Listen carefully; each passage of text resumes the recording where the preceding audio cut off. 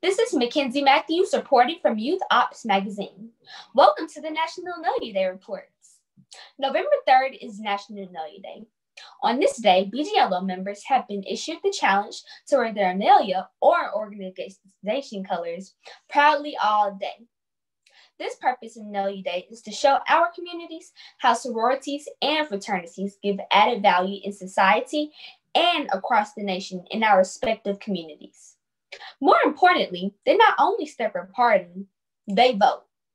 With the founding of the first African-American fraternity in 1906, the fraternity and sorority system in our communities have helped improve daily living when it comes to education, skill, job development, and health-related projects.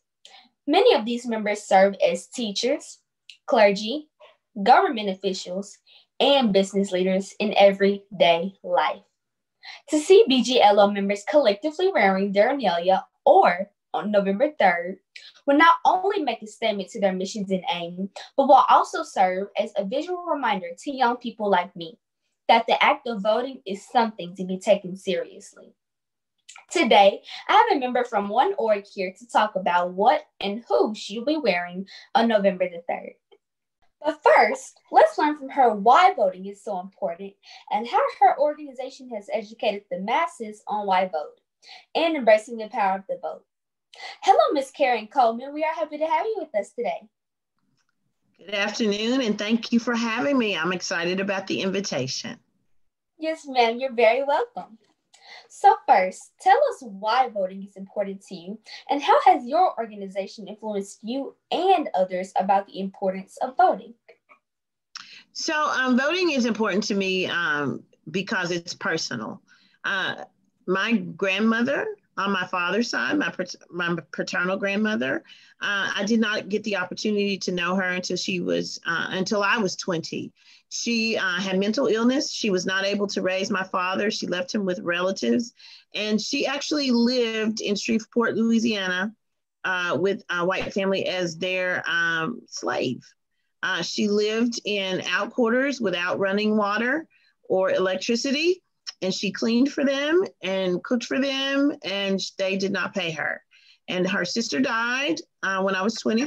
We went on a search for her, found her, and brought her to live with me.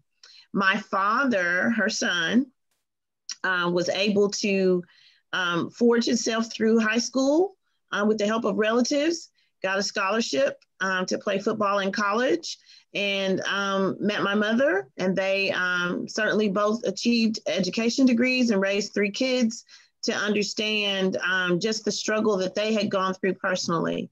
And also my maternal grandparents were farmers in a very small county in Arkansas, Monroe County, which was unusual for that particular period in time. And my grandmother and grandfather understood the value and the civic duty of voting, and they made the sacrifice with 8 kids of their own to pay a poll tax in order for them to have the right to vote. So every time there was an election, they had to get their money together and be able to go and to vote. And they saved those receipts and shared them with their grandchildren so that we understood the gravity of what voting meant and how it had impacted our lives as a family. So we framed those things and we hung them in my oldest brother's home to keep us reminded of our civic duty and of the sacrifice that went on before us, literally, physically, and monetarily, because they had to pay in order to have their voice heard. That's why it's so important for people to understand, no matter how bad the pushback is, no matter how bad the fallout is, always respect the power of your voice, be clear, stand in it proud. My organization is Delta Sigma Theta Sorority Incorporated. And while I do not speak for the organization, I will say that I'm a member of my local chapter, and they have done an outstanding job under the guidance of our president and our social action chair of making sure that people in our community have information about how to register to vote, how to get out to vote, and where to go to early vote. I'm happy to say that in our particular part of the world, early voting is up by 42% over the 2016 election cycle. So people have gotten the message that every vote counts. And I always tell the story that there was a state representative race just last year that was won by one vote.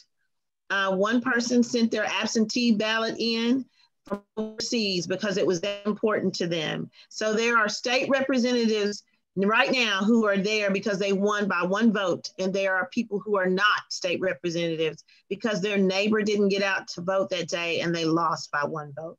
So I would just say that people have gotten that message, that our organization certainly gets out and spreads the message, and people are voting.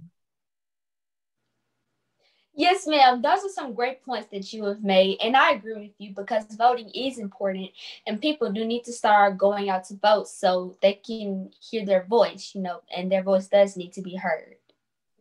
So now for our second question. What are you wearing now and what and who do you plan on wearing on November the 3rd? Well, right now I am wearing some paraphernalia from my sorority, Delta Sigma Theta Sorority Incorporated. And as you can tell from my wall over my left shoulder, I will be wearing things on November 3rd, which is also National Nalia Day, to show my support for whom my candidates are. Certainly those candidates are not endorsed by Delta Sigma Theta, and I don't intend to imply that, but that is what I will be wearing that day in order to show my support for my candidates. Yes, ma'am. Those are some great choices. And thank you so much for sharing with us today. We really appreciate you coming on here and us being able to talk to you about this. Absolutely. And I was extremely excited when I got the invitation. You've done an outstanding job, and these were great questions. And I hope that your audience gets the message about how important voting is. And kudos to you for being a young person who carries that message very, very well. Yes, ma'am, and thank you so much. This is Mckenzie Matthews reporting from Youth Opps Magazine. Make sure to tune in to our next segment of the National Nalia Day Reports with my junior colleagues and I. Until then, when it comes to November 3rd, start thinking about who will you be wearing.